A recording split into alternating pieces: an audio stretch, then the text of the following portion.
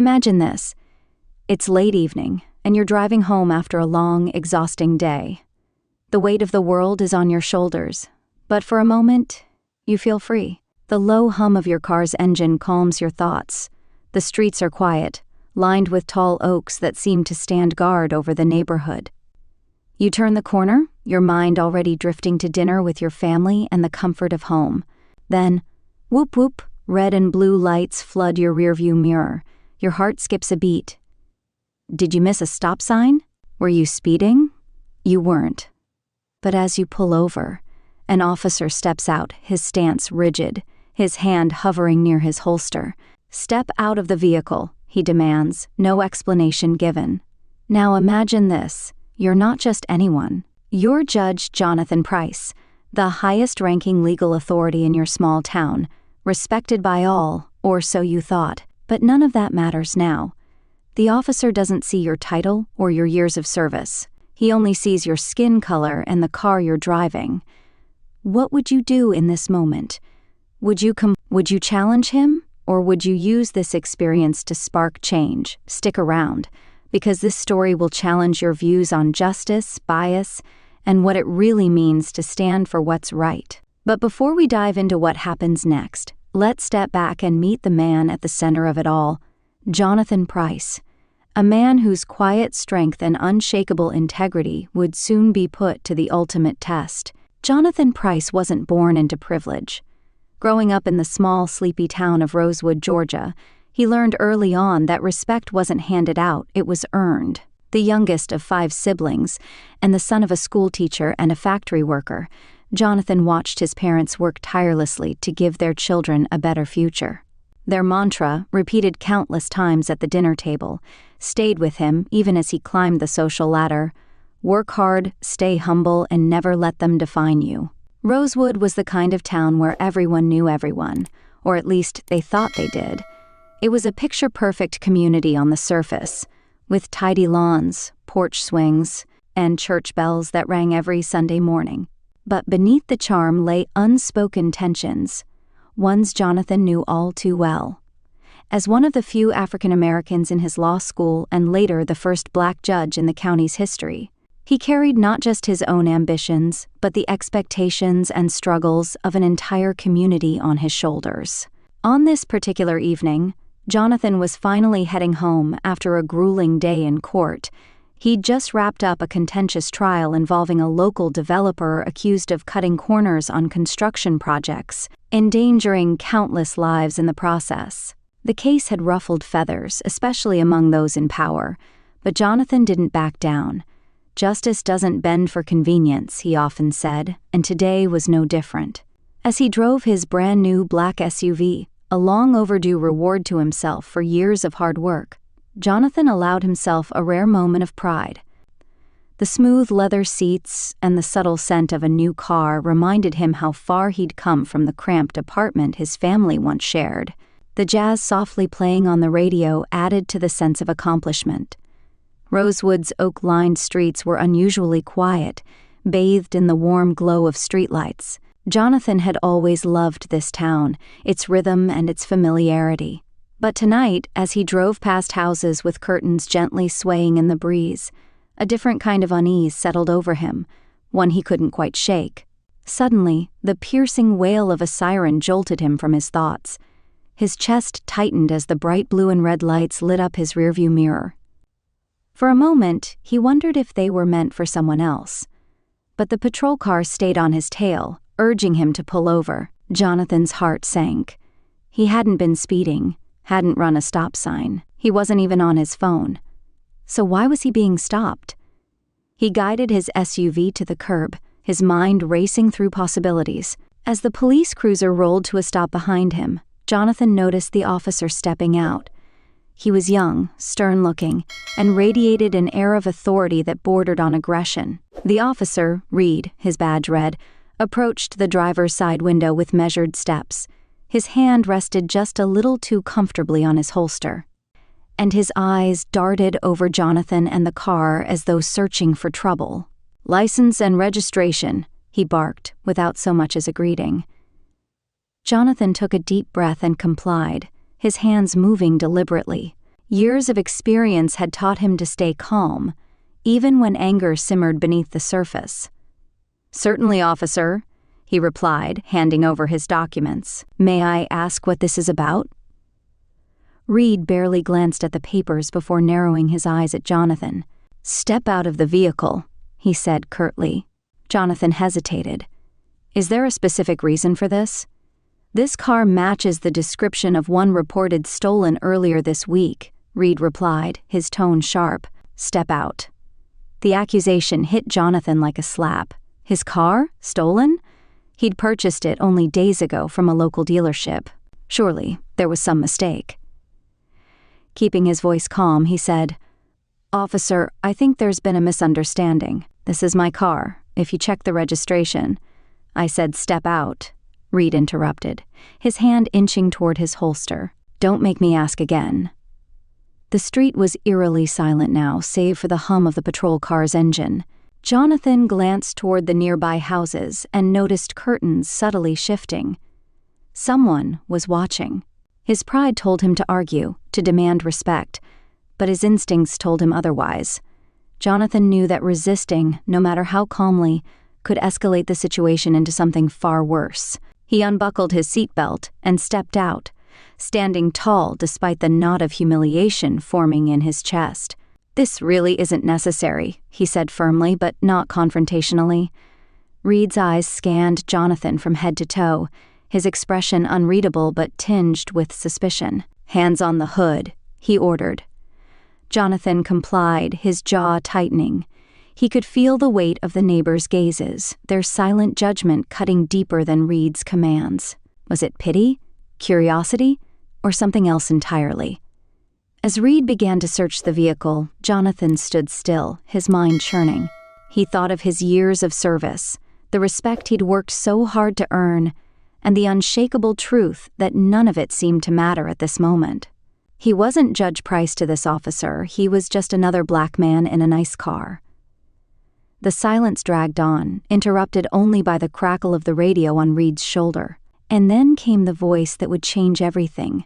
"Reed, confirm the plate again. That's Judge Price's vehicle. Stand down immediately." Reed froze, his hand lingering on the car door as the realization dawned. He straightened, cleared his throat, and took a step back. "There seems to have been a misunderstanding," he muttered awkwardly. Jonathan turned to face him, his expression calm but his eyes blazing with unspoken questions. "A misunderstanding," he repeated, his voice measured. "That's an interesting word for this situation." Reed avoided his gaze, mumbling another apology as he handed back the paperwork. But Jonathan didn't need an apology, he needed accountability. He adjusted his tie and took a deep breath, regaining his composure. As Reed retreated to his cruiser, Jonathan glanced back at the shifting curtains of the nearby houses. He wasn't angry for himself. He was angry for every person who didn't have the title of judge to protect them. That night, as Jonathan sat at his kitchen table recounting the events to his wife, Angela, a spark ignited within him. This wasn't just an isolated incident. It was a symptom of something much larger. And for the first time, he realized, maybe it was his turn to take justice beyond the courtroom walls. Thank you for listening so far. Now it's your turn to share your thoughts. If you're loving the story and the journey of Judge Jonathan Price, comment 2 below. If you think something could have been done differently, comment 7. And don't forget to subscribe to Elderly Wisdom for more stories that inspire, challenge, and captivate. Your voice matters, and I can't wait to hear what you think. What came next would shake the town of Rosewood to its core. The following morning, Jonathan Price sat at his kitchen table, a steaming cup of coffee untouched in front of him. His wife, Angela, paced nearby, her arms crossed tightly over her chest. "This isn't just a bad night, Jonathan," she said, her tone sharp but protective. "This is about more than you. How many others have been humiliated like that? People who don't have the power to fight back." Jonathan leaned back in his chair, rubbing his temples. The memory of Officer Reed's dismissive tone still lingered. He'd worked tirelessly to build a reputation, not just as a judge, but as a pillar of fairness and integrity in Rosewood. Yet last night proved something he'd always feared. No title, no achievement could shield him from prejudice. Angela placed a firm hand on his shoulder. "You need to do something about this." Her words echoed in his mind as he walked into his chambers at the courthouse later that day. The familiar space, filled with law books and certificates, usually gave him a sense of control. But now, it felt hollow. He stared at a blank piece of paper on his desk before finally picking up his pen. When Jonathan called Captain Edward Morris, head of the Rosewood Police Department, the man agreed to meet almost immediately. Captain Morris, a seasoned officer with a no-nonsense demeanor, wasn't known for making excuses. "Judge Price," Morris began as they sat across from each other in the courthouse conference room. "I heard about last night. Officer Reed's actions were regrettable." Jonathan raised an eyebrow. "Regrettable isn't the word I'd use. What happened wasn't just about one officer. It's about a system that allows bias to seep into every interaction." Morris nodded slowly, but his expression was guarded. "What are you suggesting?" Jonathan leaned forward, his voice steady but charged with purpose. "Mandatory training for your officers on implicit bias, de-escalation, and community engagement. I'm not asking for a slap on the wrist or a hollow apology. I'm asking for real change." Morris sighed. "You know this won't be easy. There'll be pushback, especially from officers who think they're being unfairly judged. Pushback or not, it needs to happen," Jonathan replied firmly. "And I'd like Officer Reed to be part of it, not just as a participant, but as someone who can reflect on his actions." Officer Reed was less than thrilled when Morris informed him of the training. In the cramped office of the police station, Reed crossed his arms and scowled. "So now I'm the poster boy for bias?" he said bitterly. "It's not about punishing you," Morris replied, his tone even. "It's about making you and the department better." Reed rolled his eyes but reluctantly agreed. The first session was scheduled for the following week, and Jonathan personally offered to lead it. When the day arrived, the tension in the room was palpable. A group of about 20 officers sat in stiff silence, their arms crossed or their eyes fixed on their phones. Jonathan stood at the front, his presence calm but commanding. "I'm not here to accuse anyone," he began. "I'm here because I believe that we all have blind spots, and those blind spots can cause harm, even when we don't intend them to." He told the story of the traffic stop, not naming Reed, but describing the humiliation he felt. "If this can happen to me, a judge, in my own neighborhood, imagine what it's like for someone who doesn't have my platform, someone who might be too scared to speak up." Reed shifted uncomfortably in his seat, but he was listening. The other officers exchanged glances, some nodding slightly, others remaining stoic. As the sessions continued, something unexpected began to happen. Reed, who initially treated the training as a punishment, started to ask questions. "What's the line between following protocol and letting bias creep in?" he asked one afternoon. "How do you know when it's happening?" Jonathan didn't give a simple answer. Instead, he challenged Reed to think critically about his instincts and decisions. Over time, the walls Reed had built around himself began to crack. He started to see his role differently, not just as an enforcer of the law, but as a protector of the community. But just as progress was being made, a darker truth began to emerge. While reviewing department records to prepare for the training, Jonathan stumbled upon inconsistencies, case files that didn't add up, complaints that had been buried, and reports that seemed deliberately altered. At first, it seemed like sloppy paperwork, but the more he looked, the clearer it became. Someone was hiding something. Jonathan couldn't shake the feeling that these discrepancies were connected to the high-profile trial he'd been presiding over, the one involving the local developer accused of cutting corners. The developer, Howard Ellis, had deep ties to the town's elite, including rumored connections to law enforcement.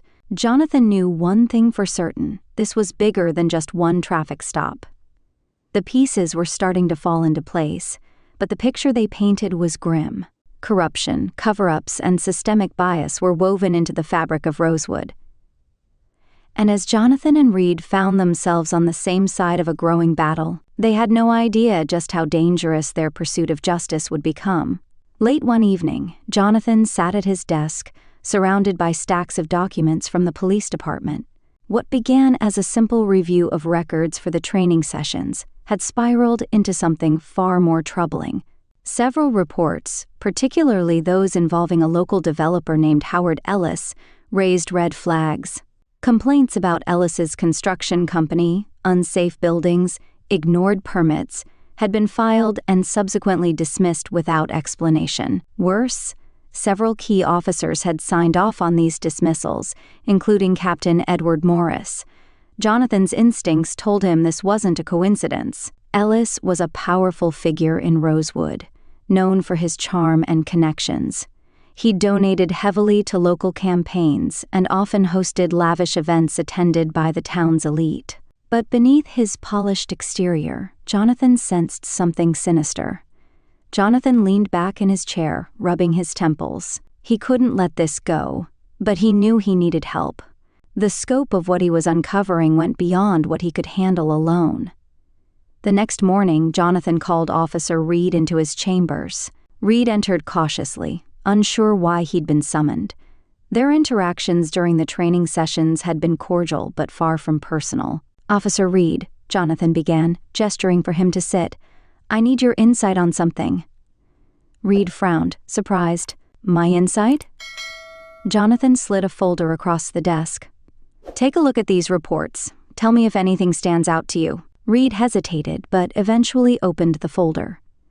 As he flipped through the pages, his brow furrowed. These complaints. They were marked resolved, but there's no follow-up that's not standard procedure.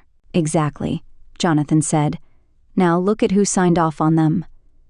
Reed's jaw tightened as he saw Captain Morris's name on several reports. "This doesn't make sense. Morris is thorough. He wouldn't let something like this slide."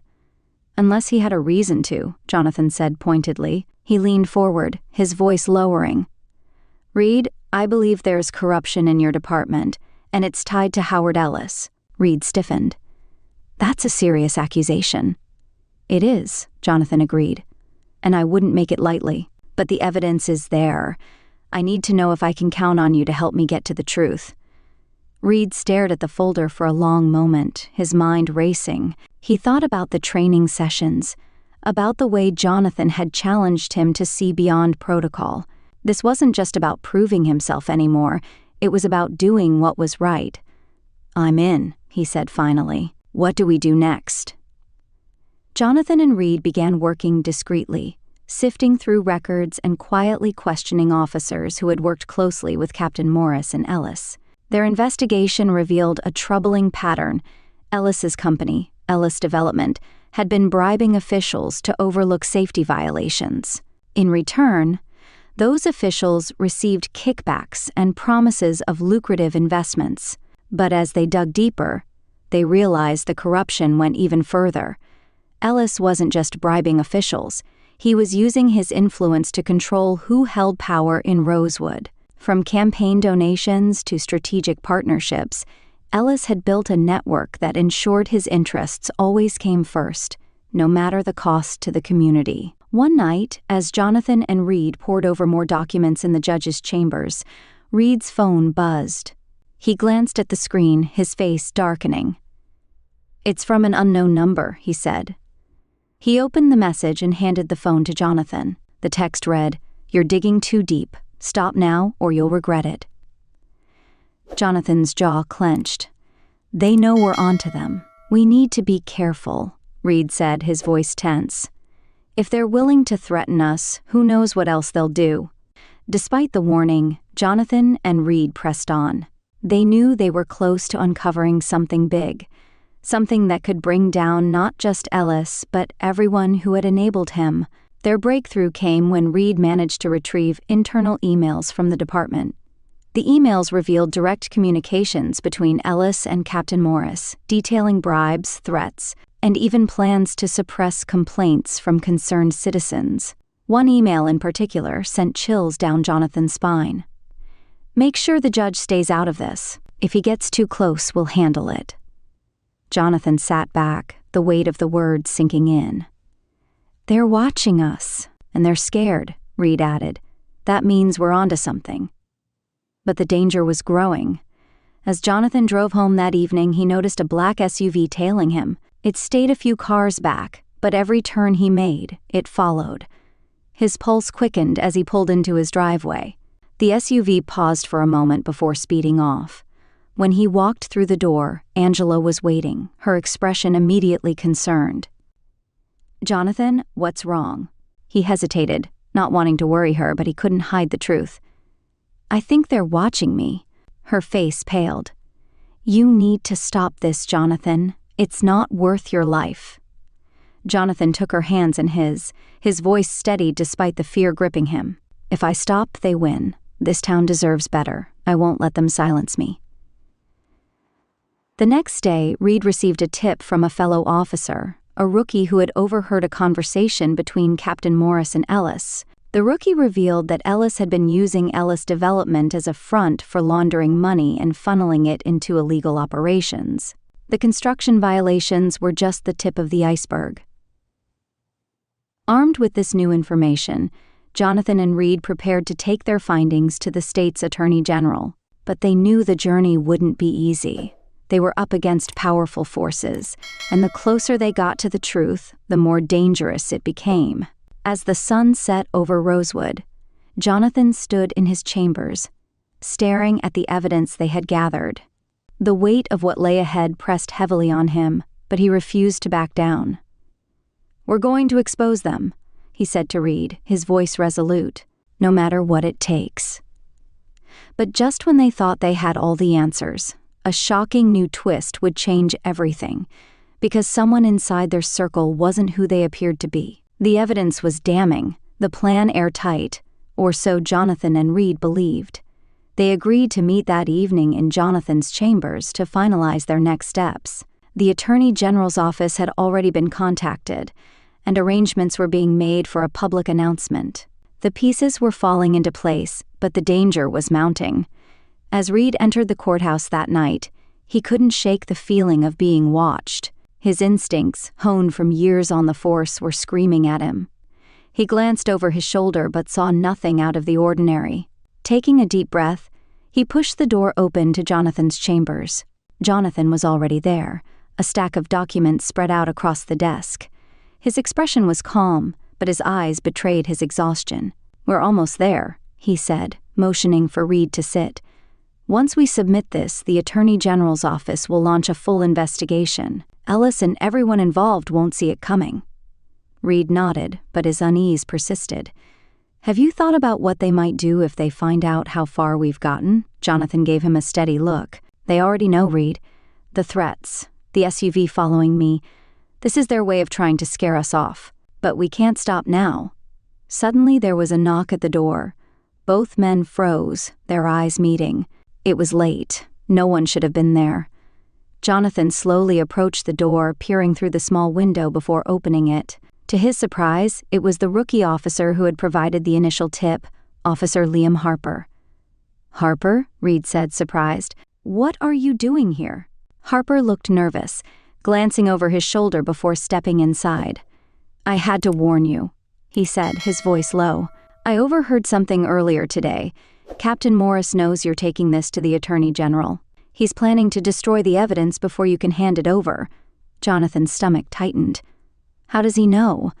Harper hesitated, his face pale. "There's someone in your circle, someone feeding him information."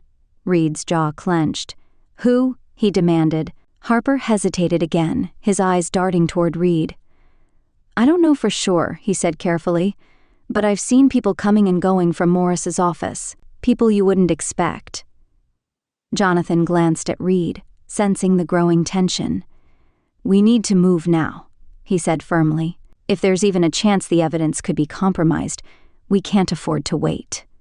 They quickly gathered the documents, packing them into a secure briefcase. As they prepared to leave, Jonathan's phone buzzed. He checked the screen, a message from an unknown number. "We're closer than you think. Back off while you still can." Jonathan showed the message to Reed, who scowled. "They're trying to rattle us." But as they stepped out into the hallway, the tension reached a breaking point. Footsteps echoed behind them, and they turned to see Captain Morris himself, flanked by two officers. His expression was unreadable, but his presence was menacing. "Judge Price," Morris said smoothly, his voice laced with false politeness. "Working late?" Jonathan stood his ground. "Just finishing up some paperwork, Captain. What brings you here?" Morris's smile didn't reach his eyes. "Oh, I heard there was some activity in the courthouse tonight. Thought I'd stop by and check it out." Reed stepped forward, his stance protective. "We were just leaving." Morris's gaze flicked to the briefcase in Jonathan's hand. "Looks like you've been busy," he remarked. "Care to share what's inside?" "Just documents for an ongoing case," Jonathan replied coolly. "Nothing you'd find interesting."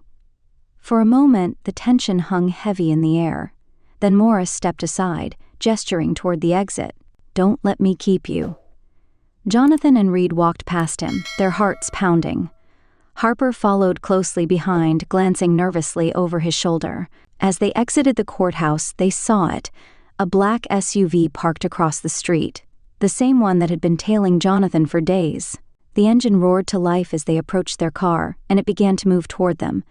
"Get in!" Reed barked, shoving Harper toward the passenger seat as Jonathan jumped into the driver's seat. The SUV sped up, its headlights glaring in the darkness. Jonathan's hands gripped the steering wheel tightly as he floored the gas pedal. The chase was intense, the SUVs sticking close behind them as they weaved through Rosewood's narrow streets. Reed leaned out the window, trying to catch a glimpse of the driver, but the tinted windows revealed nothing. "They're not trying to scare us anymore," Reed muttered. "They're trying to stop us." Jonathan's mind raced. He knew they couldn't lead the SUV back to their homes. It was too risky. Instead, he made a sharp turn toward an old industrial area on the edge of town. The abandoned warehouses offered plenty of places to hide, but it was a gamble. The SUV followed, its engine growling like a predator on the hunt. Jonathan maneuvered through the maze of buildings, his pulse pounding in his ears. Finally, he spotted an opening, a narrow alleyway just big enough for his car. He turned sharply, the tires screeching, and pulled into the shadows. The SUV roared past, unable to stop in time. For a moment, the three men sat in the car, catching their breath.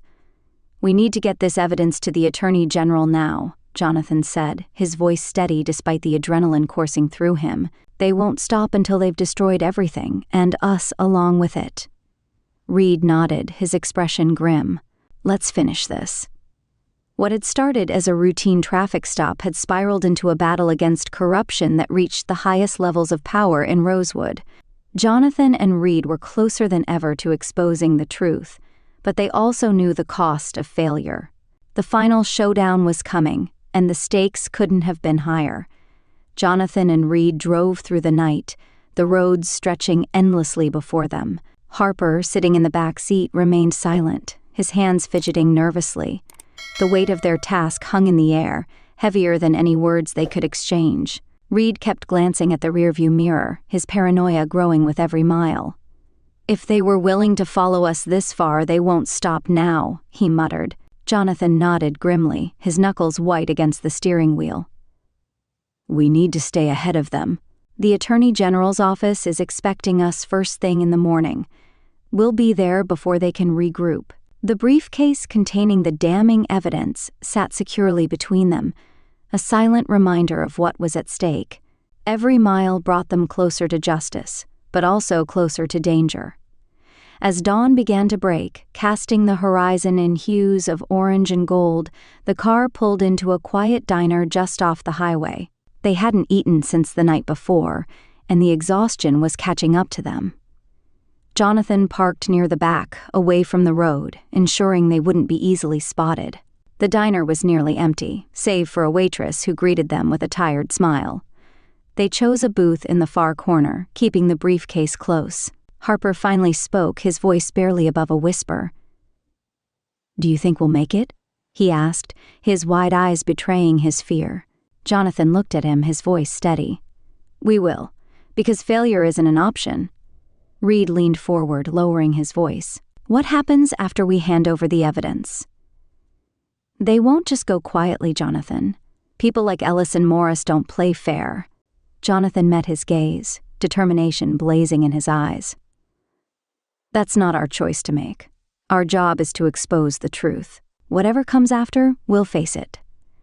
Their conversation was interrupted by the faint sound of tires crunching gravel outside. Reed tensed, his hand instinctively moving toward his holstered gun. Jonathan turned his head slightly, catching sight of a black SUV pulling into the lot. "They found us," Reed hissed. Jonathan remained calm, his mind racing. "We need to move now." Reed grabbed the briefcase while Jonathan threw cash on the table, and Harper followed them toward the back exit. They slipped out quietly, moving quickly to their car. The SUV idled in the lot for a moment before its headlights flashed on and it began to roll forward. Jonathan floored the gas pedal as soon as they were back on the road, his focus sharp. Reed clutched the briefcase like a lifeline, glancing behind them. The SUV was on their tail, relentless. "They're not going to stop," Harper said, panic rising in his voice. "They won't have to," Jonathan said, his voice calm but firm. "We'll lose them." He turned sharply onto a narrow, winding back road that cut through dense woods. The SUV followed closely, its headlights illuminating the dark trees on either side.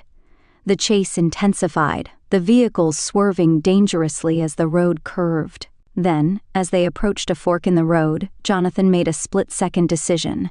He veered left onto an even smaller path, hidden by overgrown foliage. He killed the headlights and brought the car to a quiet stop, the three of them holding their breath.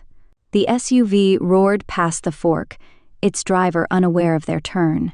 They waited in silence, the distant sound of the engine fading until it disappeared entirely. Reed exhaled sharply. "That was close." Jonathan turned to them, his expression resolute. "No more detours. We head straight for the Attorney General's office." They pulled back onto the main road, the early morning light guiding their way. Despite the danger, the finish line was finally in sight. By the time they reached the Attorney General's office in Atlanta, the building was bustling with activity. Jonathan parked the car, gripping the briefcase tightly as they stepped inside. A security detail escorted them to a private conference room where they met Attorney General Evelyn Ross, a no-nonsense woman with a reputation for fearlessly pursuing justice. Jonathan placed the briefcase on the table, opening it to reveal the mountain of evidence they had risked everything to collect. Ross scanned the documents, her sharp eyes narrowing as she absorbed the magnitude of what lay before her. "This is damning," she said finally.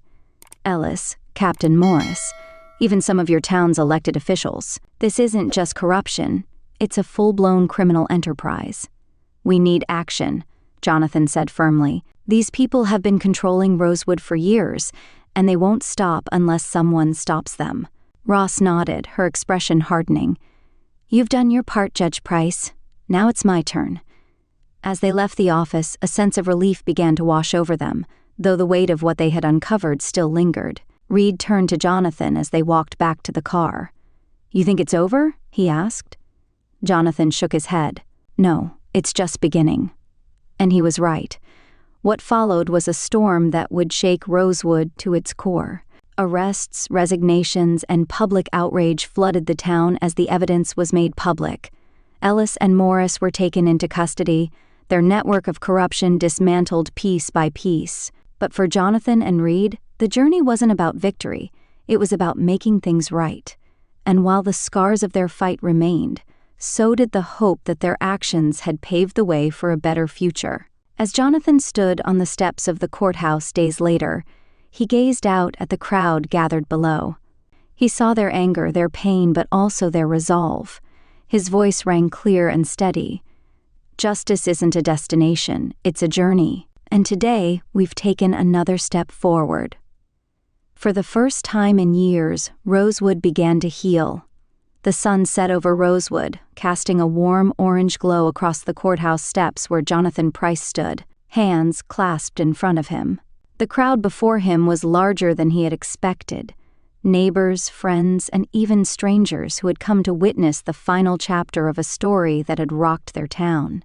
The fallout from the revelations had been swift and unforgiving. Howard Ellis, Captain Morris, and their network of enablers were behind bars, facing charges that ranged from bribery to conspiracy and endangerment. The media had descended on Rosewood, turning the small town into the epicenter of a statewide conversation about corruption and justice. But for Jonathan, the fight wasn't about headlines or applause. It was about restoring faith in a system that had failed so many for so long. Standing beside him was Officer Reed, no longer the defensive, hardened man who had once humiliated him at a traffic stop. Reed's transformation had been gradual but undeniable. He had testified against Morris in court, detailing the corruption he had witnessed and the role he had unwittingly played in it. For the first time in his career, Reed wasn't just enforcing the law, he was upholding its spirit. Harper, the rookie officer whose bravery had helped expose the truth, stood in the crowd, his uniform crisp and his head held high. Jonathan caught his eye and gave him a subtle nod, a silent acknowledgement of the young man's courage. Jonathan cleared his throat, and the murmurs of the crowd quieted. His voice carried over the plaza, steady and deliberate.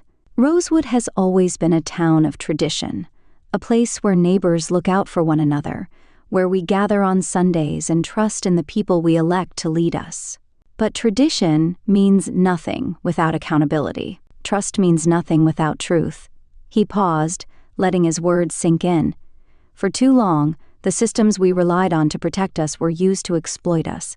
Corruption took root because we let it, because we were afraid to speak out, or because we thought someone else would fix it. That ends now. Applause rippled through the crowd, but Jonathan raised a hand to quiet them. This isn't the end of a story, it's the beginning of a new one. What we've accomplished together is more than just exposing corruption. We've proven that change is possible, even when it feels out of reach. But this fight doesn't end here. It continues in our schools, in our local government, in our homes. It's up to each of us to ensure that the future of Rosewood is one of integrity and fairness. Jonathan stepped back, letting the crowd absorb his words. Angela appeared beside him, her hand slipping into his. She gave him a small, proud smile, her eyes shimmering with unshed tears. The applause grew louder, filling the square with a sense of unity and hope that Rosewood hadn't felt in years. Jonathan looked out over the sea of faces and felt a flicker of something he hadn't allowed himself to feel in a long time: optimism. As the crowd began to disperse, Reed turned to Jonathan. "You think they'll remember this? That it'll actually change things?" Jonathan looked at him, his expression thoughtful. "Change isn't a moment, Reed. It's a process. But we've started something here. And sometimes starting is the hardest part." They stood in silence for a moment, watching the townspeople talk and laugh as they walked away. The air felt lighter, as though the weight of years of corruption had finally lifted. Later that evening, as Jonathan sat on his porch with Angela, the quiet of their home felt more profound than ever. He sipped his tea, the distant hum of cicadas filling the air. "You did it," Angela said softly. "You gave this town its soul back." Jonathan shook his head, a faint smile on his lips. "We all did. And it's up to all of us to keep it." He leaned back in his chair, gazing up at the stars. The fight had been grueling, the stakes higher than he'd ever imagined. But for the first time in a long time, he felt at peace. Rosewood had changed, and so had he. Justice had been served, but more importantly, the people had found their voice. And as Jonathan sat there, listening to the quiet rhythm of the night, he knew this was just the beginning of a better, brighter future. What a journey it's been. From a simple traffic stop to uncovering a web of corruption, Jonathan Pryce's story reminds us that even the smallest actions can ignite big changes. Now it's your turn. What did this story make you think about? Have you ever faced a moment where standing up for what's right felt impossible? Share your thoughts in the comments below. If this story inspired you or gave you something to reflect on, please don't keep it to yourself. Share it with someone who needs to hear it. And if you haven't already, make sure to subscribe to Elderly Wisdom for more stories like this, stories that challenge, uplift, and remind us of the power we all have to create change. Your support helps us keep these stories alive, so thank you for being part of our journey. See you in the next one.